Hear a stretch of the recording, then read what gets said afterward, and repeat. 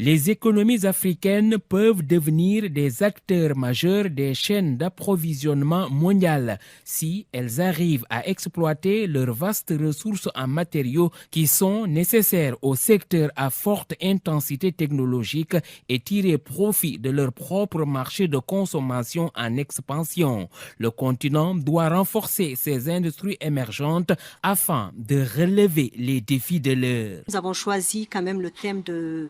des chaînes d'approvisionnement, surtout dans les industries à haute intensité de technologie, telles que l'automobile, l'électronique,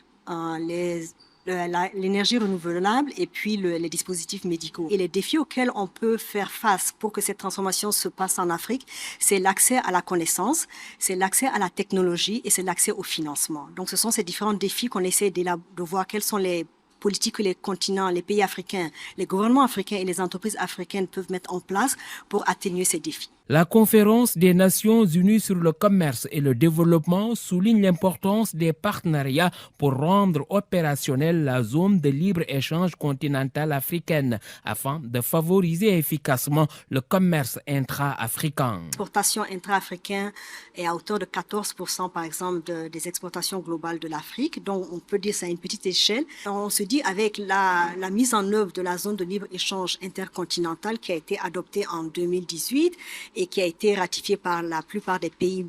membres en 2021, va quand même permettre beaucoup plus d'échanges intra-africains et va permettre quand même à ce que ces produits, ces industries à valeur ajoutée soient beaucoup plus développées en Afrique. Le rapport indique que les petites et moyennes entreprises africaines ont besoin de plus de financement venant des chaînes d'approvisionnement, ce qui permet de réduire les délais de paiement entre les acheteurs et les vendeurs, d'améliorer l'accès aux fonds de roulement et de réduire les contraintes financières.